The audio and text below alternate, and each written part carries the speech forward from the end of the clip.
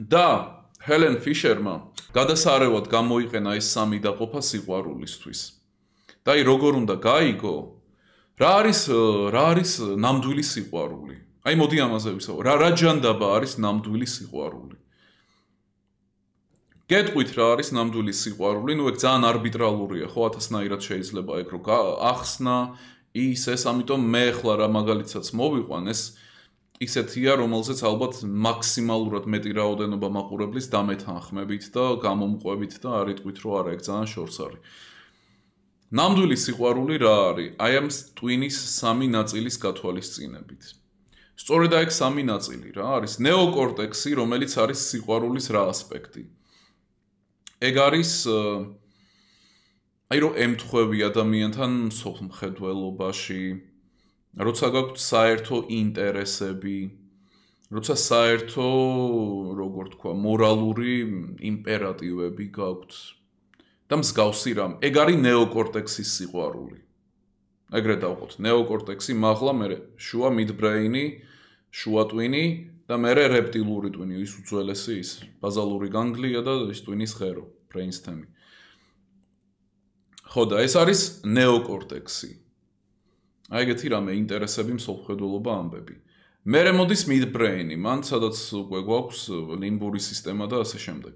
მან არის ემოციური, საერთო ერთნაირი ემოციური დამოკიდებულებები. და ეს ემოციასთან დაკავშირებით, აი ემოციური ხედვა სამყაროსი და ასე შემდეგ. ეგეც ადამიანთან როცა გაქვს საერთო. და მან ასევე არის სექსუალური ნაწილიც, მაგრამ იმდენად არა, როგორც უკვე მესამე ტვინი რო ავიღოთ. მესამე ტვინი რა არის? მესამე ტვინი, ანუ რეპტილური ტვინი არის უკვე სუფთა ინსტინქტური თემები.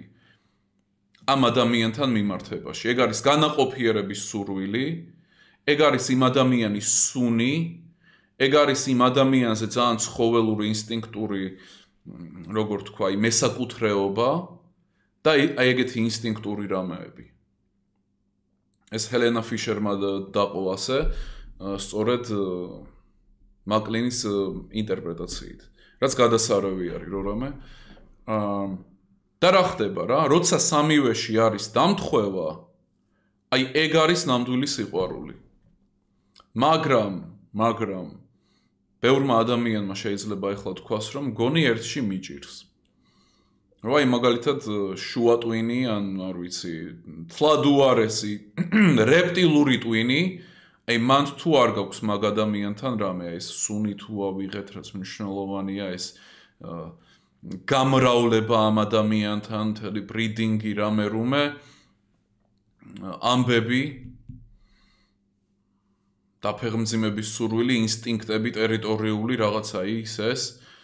აი ეგ თუ არ გაქვს, ყველაფერი დანარჩენი ინგრევა.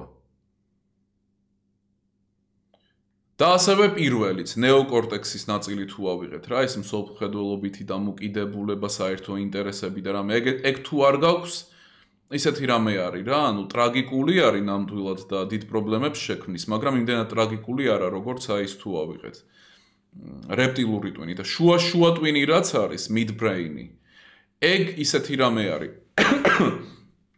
თავისთავადი არ არის რა, ეგ ყოველთვის დამოკიდებული არის ან რეპტილურ ტვინზე, ან ზედა ტვინზე. წაიკითხეთ ჰელენა ფიშერი მოკლედ რა. და პრობლემა რაში არის, რომ თუ ადამიანთან არ ემთხვევედი რომელიმეთი, მაგას ვერაფერს ვერ უშველი. არ გეგონოს რომ დრო გავა, ან რამეზე იმუშავებ და ეგ დაიხვეწება, არა, დროა რომ ადამიანი გაუშვა. იმიტომ რომ ეგ არ არის სრული სიყვარული. და ის სიყვარული ასე მოვიყვანე, მეთანხმები ასეთ დეფინიციაზე სიყვარულის, რა არის ნამდვილი სიყვარული? მეთანხმები? აზრიანია ესეთი დაყოფა, კაი, თუ მეთანხმები, მაშინ გაითვალისწინე, რომ ნამდვილი სიყვარული არის ამ სამში იდეალური ბალანსი. სადაც სამივე არის ცენტრალური. ხვდებით? სამივე არის ცენტრალური. არის მანდ გარღვევა, რომელიმეში ამოიცანი, რომ სადღაც სერიოზული გარღვევა არის, ან ემოციურში, ან ნეოკორტექსი თუ ავიღეთ მსოფლმხედველობითი ეს ინტერესები, ან ჰორმონალური თუ ავიღეთ უფრო ბევრად ინსტინქტური, მორჩა. ეგ არ არის ნამდვილი სიყვარული, ეგ არის ну აი დაზიანებული პროდუქტი რა. ჩამოვიდა პროდუქტი, რომელიც არის დაზიანებული. ვერაფერს ვერ უზნო, მაქსიმუმ შეგიძლია რომ უკან გაგზავნო, აღადგინო, რიფანდი გააკეთო და გააგრძელო ცხოვრება. და რო რამე სანამ აქ ვართ, რა პატარა რეალიტი ჩეკი გოგოებს. ესეთი რამე არის. თუ ხვდებოდი ბიჭს, ან ხვდები ბიჭს, რომელიც არის საზიზღარი, რომელიც არის უვარგისი, ხო? შენ მაგ ბიჭზე 100 თავით უარესი ხარ. გამიგე? და რატომ? იმიტომ რომ ეგ ქალის მთელი ევოლუცია არის. ეგ არის ქალისთვის როგორც სუნთქვა, რომ შეეძლოს რომ გაფილტროს კაცი. იმიტომ რომ ქალისთვის ეგ კრიტიკული არის. მაშინ როცა ევოლუციურად კაცისთვის ეგ ძალიან კრიტიკული არ არის რა. გადახედეთ ლიტერატურას. და თუ კი გოგოს ეგ არ შეგიძლია რომ უკანასკნელი უვარგისი ადამიანი თუ უვარგისი არის, ეგ რომ გაარჩიო, არ ვიცი, წესიერისგან და შენ თუ ეგ შეიტენე უვარგისი ბიჭი და ვერ გაფილტრე, ესე იგი შენ იმაზე ბევრად უვარგისი ხარ, ოღონდ თან ბიოლოგიურ დონეზე, ანუ ბლაგვისაგანი. ანუ მთელი შენი დანიშნულება ევოლუციური ეგ არის რა. რომ შეგეძლოს ბიჭების გარჩევა, რომ რამენაირად გაარჩიო ცუდი კარგისგან და ვერ გაარჩიე და უვარგისი არის. რას მეტყველებს ეგ შენზე? იმას რომ ბევრად უვარგისი ხარ შენ. და როგორც წესი ეგრეც არის რა. როგორც წესი თუ არ ვიცი. როცა ნებაყოფლობითი არის, რა თქმა უნდა, მომრი ადამიანის კავშირი. თუ რაღაცა ის არის ხო?